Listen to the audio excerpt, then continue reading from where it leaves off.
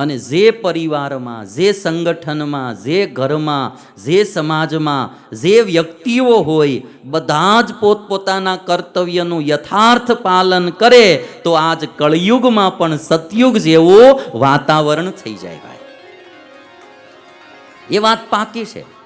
હનુમાનજી મહારાજ કહે છે ઈ યુગ એવો હતો, બધાએ કૃતમ નામ યુગમ તાત યત્ર ધર્મ સનાતન. અને કે છે ન તસ્મિન યુગ સંસર્ગે વ્યાધયો નેન્દ્રિય ક્ષય. ત્યારે રોગ નહોતા, સતયુગમાં રોગ ન હોય, બધા એકદમ સ્વસ્થ જીવન જીવતા હોય. જેમ જેમ યુગ આવતા જાય હેઠા એમ રોગ વધતા જાય. કળિયુગમાં તો રોગોની વાત જ આવવા દો, ગમે ત્યારે કોરોના આવી જાય. હાથે કરીને માણસો રોગી થાય, દારૂ પી પીને લીવર ખતમ કરી નાખે, માવા ખાઈ ખાઈને કેન્સરને આમંત્રણ દી આવે, બરાબર, ભાત ભાતના ખાણીપીણીથી રોગ ઉત્પન્ન કરે.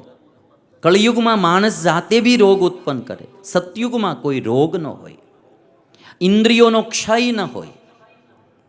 કળિયુગમાં કેવું છે, ઘણાને દેખાતું બંધ થઈ જાય, ઘણાને કાને સંભળાતું બંધ થઈ જાય, આવી રીતે ઇન્દ્રિયો જતી રહે આપણી.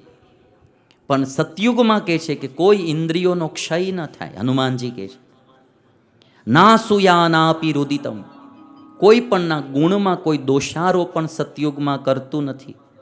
કોઈ દિવસ કોઈ દુઃખને કારણે સતયુગમાં રોતું નથી, કે ત્યાં રોવાનો વારો જ આવતો નથી.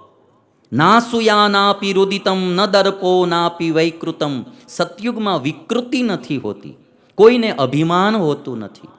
ન વિગ્રહ કુતસ્તંદ્રી, સતયુગમાં કોઈ ઝઘડા ઝઘડી હોતા નથી, કોઈને આળસ હોતી નથી, પ્રમાદ હોતો નથી.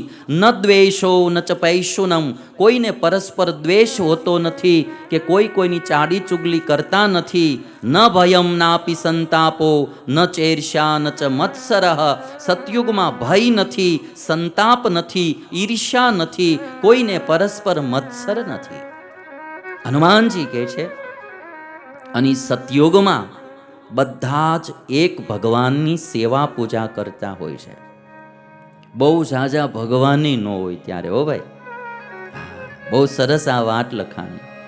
એક દેવ સદા યુક્તા એક મંત્ર વિધિ ક્રિયા, પૃથક ધર્માત્વેક વેદા ધર્મમેકમનુવ્રતા. સતયુગમાં બધા જ એક ઈશ્વરની આરાધના કરનારા હોય છે. એક દેવ સદા યુક્તા. આ વાત મને એટલા માટે બહુ ગમે કે ઈશ્વર એક જ છે દુનિયામાં. બધાનો માલિક ભગવાન એક જ છે. બધાના કર્મના ફળના દેનારા કે આ સૃષ્ટિનું સર્જન કરનારા ઈશ્વર એક જ છે. એ એક ઈશ્વરના અવતારો અનેક થાય એટલે ઈશ્વરોના નામ અનેક પડે. કોઈ આ અવતારનું ભજન કરે, કોઈ ઓલા અવતારનું ભજન કરે, પણ બધા જ અવતારોનું મૂળ સ્વરૂપ, અવતારી સ્વરૂપ એ એક જ છે. અને સતયુગમાં બધા જ એક ઈશ્વરની આરાધના કરનારા હતા. આપણે હિન્દુઓમાં અવતારવાદ આવે ને એટલે આપણે વિભાજિત બહુ થતા જાય. જો આ ક્રિશ્ચન ધર્મ છે ને, એમાં બીજા ભલે ફાટાઓ હશે પણ ઈશ્વર બાબતમાં ગોળ એક જ છે, બરાબર. ઇસ્લામ ધર્મમાં બી તમે જોવા જાઓ તો એને માટે બધાની માટે અલ્લાહ એક જ છે. એટલે બીજી રીતે કોઈ પી રીતે એનામાં બી ફાટા પડે, પણ ભગવાનની બાબતમાં અલ્લાહ એક. આપણે હિન્દુઓમાં શું છે, બીજી રીતે તો ફાટા પડે જ, તે આપણે પાછા ભગવાનના નામે ફાટા. અમે આ ભગવાનને માની, તમે ઓલા ન માની, અમારા ભગવાન આવા, તમારા ભગવાન આવા, એમાંય મારા તારું કરે. એ કે ભગવાન જો આ લોકમાં જન્મ લઈને આવે અને કોઈ માણાને મળે ને એમ કે હું ભગવાન છું, તો તરત માણસો એમ પૂછે કોના છો, એ કોના ભગવાન, એ પહેલાં કયો. ઉત્તર ગુજરાતવાળાના, સૌરાષ્ટ્રવાળાના, એમ કોના ભગવાન. એટલે આપણે બધા એ ભગવાનના નામે બી વાડાવાડી બહુ કરી. મારી વ્યાસપીઠની એક સતત પ્રયાસ રહ્યો છે વ્યાસપીઠનો કે આપણે બધા ભગવાનના નામે વિખાઈએ નહીં. ઈશ્વર એક છે, જે નામથી પોકારવા હોય પોકારવા, પણ ઓમને હિન્દુના નામે એક થાવું. બધા અવતારોને રેસ્પેક્ટ આપવી, બધા સ્વરૂપોને રેસ્પેક્ટ આદર આપવો, અને આપણે બધા એક છીએ એ આપણે અનુસંધાન રાખવું. જાતિના નામે પણ વિભાજિત ન થવું હિન્દુઓએ, અને સંપ્રદાયના નામે પણ વિભાજિત ન થવું. જાતિ એક વ્યવસ્થા માટે હશે, પોતપોતાની જાતિનો ઉત્કર્ષ થાય એના પ્રયાસ કરવા, પોતાની જાતિના લોકો આગળ આવે, એના બાળકો ભણે ગણે, એ વધે, એને બધાને પ્રોત્સાહન મળે, એની માટે પ્રયત્ન કરવા. પણ જાતિવાદને લઈ આપણું હિન્દુ સંગઠન તૂટે એવો પ્રયાસ ક્યારેય કરવો નહીં. જાતિના પોષણ માટે જરૂર પ્રયાસ કરો, પણ જાતિવાદને કારણે આપણો હિન્દુ સમાજ તૂટે એવું કાર્ય ક્યારેય ન કરવું. આપણા સંપ્રદાયનું પોષણ આપણે જરૂર કરવું, પોતપોતાના સંપ્રદાયનું, પણ સંપ્રદાયવાદ એટલો ઓવર ન થઈ જવો જોઈએ કે આપણે સંપ્રદાય હામે આવી જઈએ અને હિન્દુ સંગઠન તૂટે એવું ન કરાય.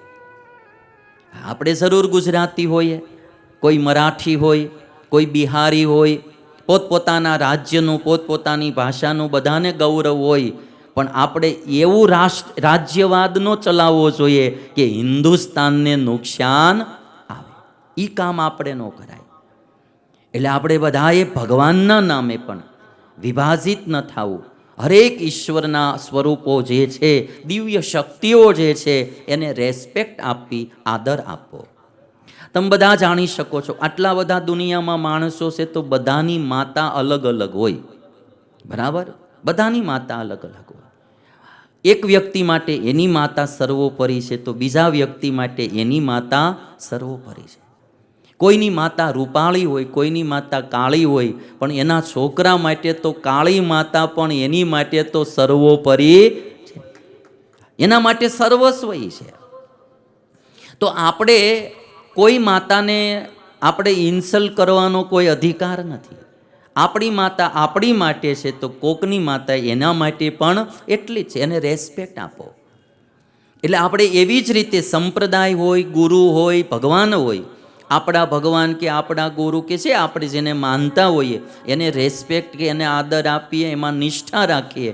પણ બીજાના ગુરુ કે બીજાના ભગવાન હોય તો એમાં પણ આપણે આદર ભાવ તો રાખવો જ જોઈએ. હનુમાનજી મહારાજ એટલા માટે કહે છે કે એક દેવ સદા યુક્તા, અને જો હિન્દુત્વ અને હિન્દુસ્તાનને આપણે એક રાખવું હોય તો હિન્દુઓએ એક રહેવું જ પડશે ભાઈ. હિન્દુઓએ એક રહેવું જ પડશે. સનાતન ધર્મનું આપણે બધાએ પોષણ કરવું પડશે. સંપ્રદાયો એ ઘાટ છે, અને મૂળ સનાતન ધર્મ એ ગંગા નદી છે. ગંગા નદીમાં સ્નાન કરવા માટે ઘાટ છે, ઘાટ માટે ગંગા નથી, એનું અનુસંધાન રહેવું